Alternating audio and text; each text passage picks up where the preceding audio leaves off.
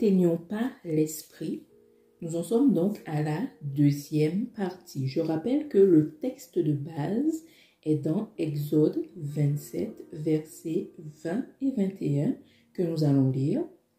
Tu ordonneras aux enfants d'Israël de t'apporter pour le chandelier de l'huile pure d'olive concassée afin d'entretenir les lampes continuellement.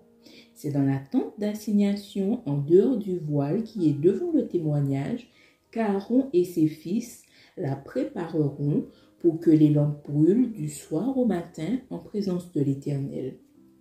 C'est une loi perpétuelle pour leurs descendants et que devront observer les enfants d'Israël. Nous avons vu que la lampe dont il est question, il s'agit de nous en tant qu'enfants de Dieu, enfants de lumière, et l'huile représente la personne du Saint-Esprit. La personne du Saint-Esprit avec laquelle nous devrions avoir une communion, avec laquelle nous devrions faire un, de manière à ce que le feu du Saint-Esprit soit tout le temps en nous, allumé en nous, que nous soyons feu, de manière à ce que notre vie soit allumée, notre vie spirituelle soit vivante. Car s'il n'y a pas ce feu, spirituellement, nous sommes morts. Donc aujourd'hui, nous allons un peu plus loin et nous allons voir donc comment garder le feu. Donc le titre général de l'étude, c'est N'éteignons pas l'esprit, qui est basé sur 1 Thessaloniciens qui nous dit n'éteignez pas l'esprit. Donc nous avons vu la dernière fois qu'il s'agissait d'un ordre, d'une ordonnance, d'un commandement. Et pour prendre l'exemple de lorsque nous allons chez le médecin qui nous prescrit une ordonnance, c'est afin d'aller mieux, afin de guérir. Donc l'ordonnance est prescrite afin de pallier à une souffrance quelconque. Jésus a été clair. Il ne nous a jamais caché le fait que nous aurions des tribulations.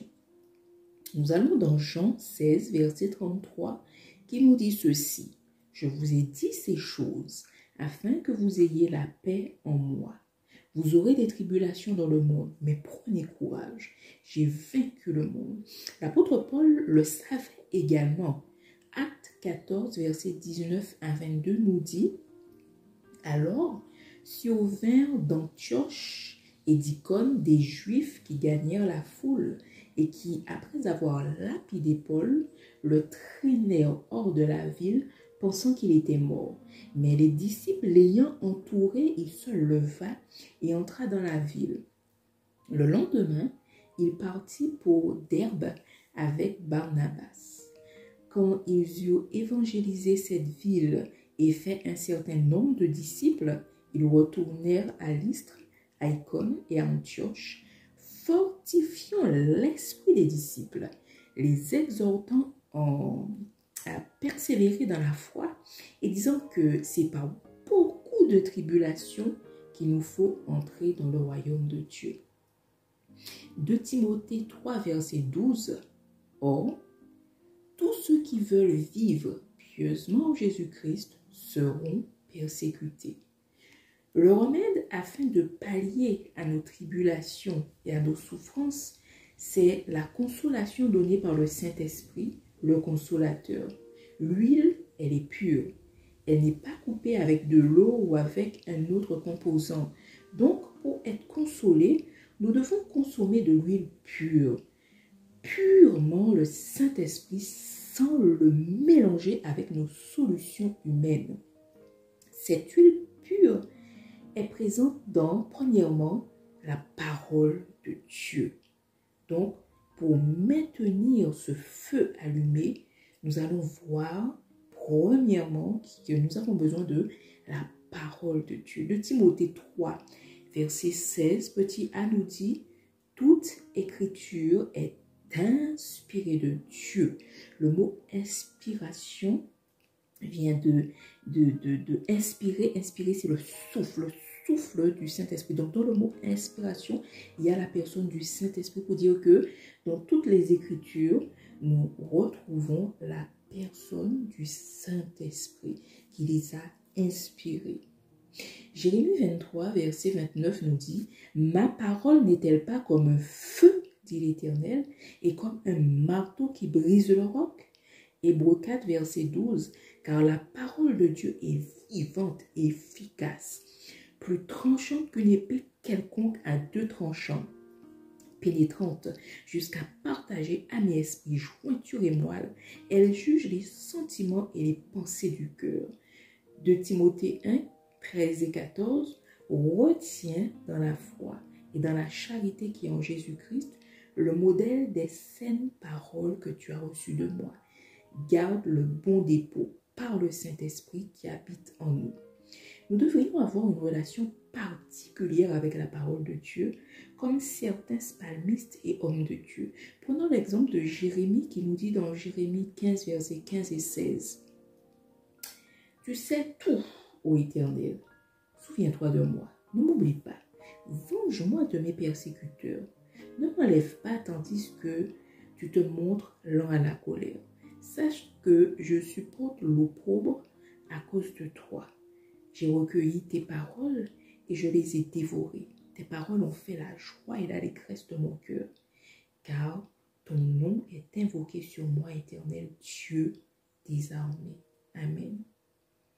Deuxièmement, nous avons besoin de la prière par l'esprit ou le parler en langue afin de maintenir ce feu et de tenir ferme dans les tribulations. Nous avons donc 1 Corinthiens 14, versets 4 et 18. Celui qui parle en langue s'édifie lui-même. Verset 18. Je rends grâce à Dieu de ce que je parle en langue plus que vous tous. Rappelons-nous que l'apôtre Paul est passé par beaucoup de tribulations. Le parler en langue, entre autres, l'a entretenu. Celui qui parle en langue doit s'exercer à beaucoup parler en langue durant son culte personnel afin d'être entretenu et de garder ce feu.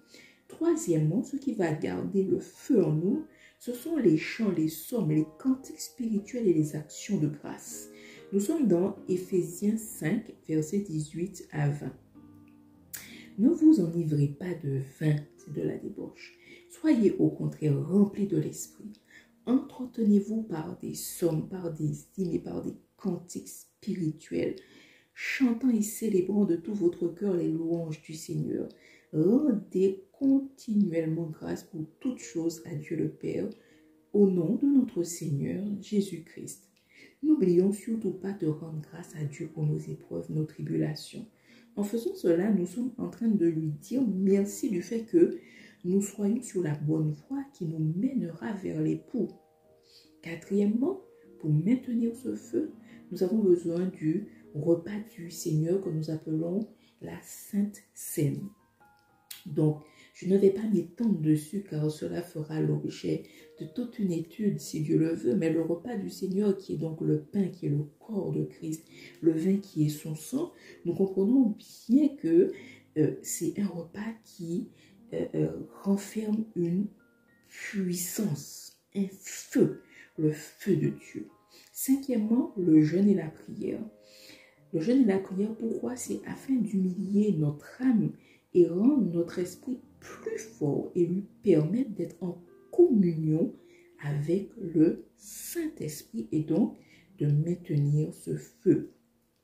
Sixièmement, les fêtes de l'Éternel que nous trouvons dans Lévitique 23. Pourquoi? Parce que quand nous allons lire, je vous invite à lire Lévitique 23, vous verrez qu'il s'agit de saintes convocations. Donc, ce sont des invitations que Dieu donne à son peuple.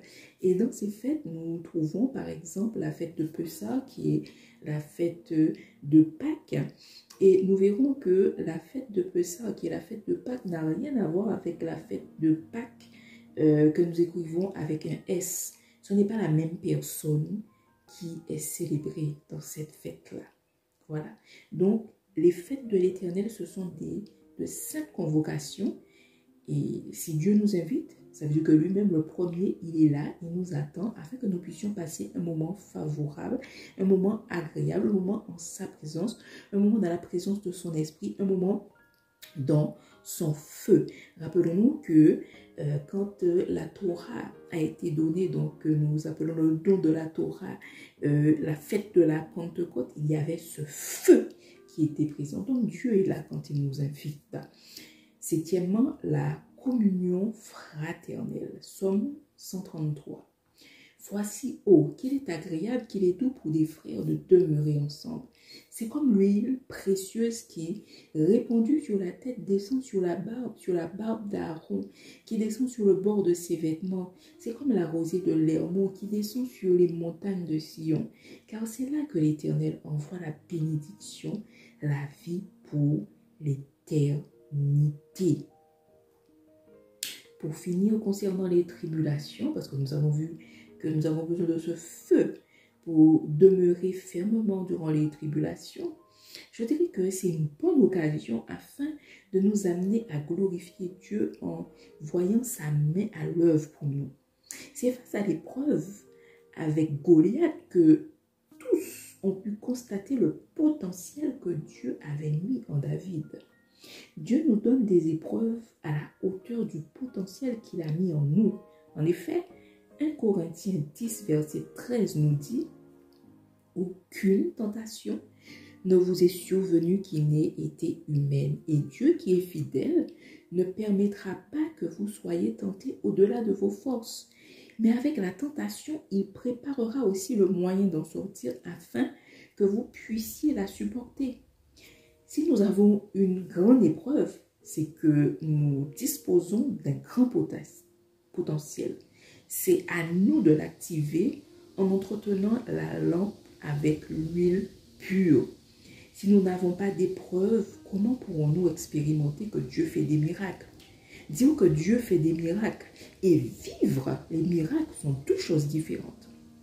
Vivre le miracle nous donne la foi concernant le domaine du miraculeux. Comment pourrons-nous porter les fardeaux des uns des autres s'il n'y a pas de tribulation? Comment pourrons-nous déclarer le psaume 23 avec puissance si nous ne sommes pas passés à côté de la mort, d'un défi financier? C'est grâce aux épreuves que nos louanges ont plus de force, de sincérité même, je dirais. C'est grâce aux épreuves que nous affermissons notre foi. Certains ont une foi vivante dans le fait que Dieu, par exemple, guérit du diabète, parce qu'eux, ils sont passés par là. Et donc, c'est avec puissance qu'ils pourront prier pour un diabétique, car Dieu les a guéris. Peuple de Dieu, rendons grâce à Dieu pour nos épreuves, car après l'humiliation vient l'élévation. Amen. Après la croix, Jésus a été élevé à la droite du Père. Que le Saint-Esprit nous fasse voir les épreuves comme un sujet de joie et que la communication du Saint-Esprit soit notre partage. Que le feu du Saint-Esprit soit notre partage. Au nom de Jésus. Amen.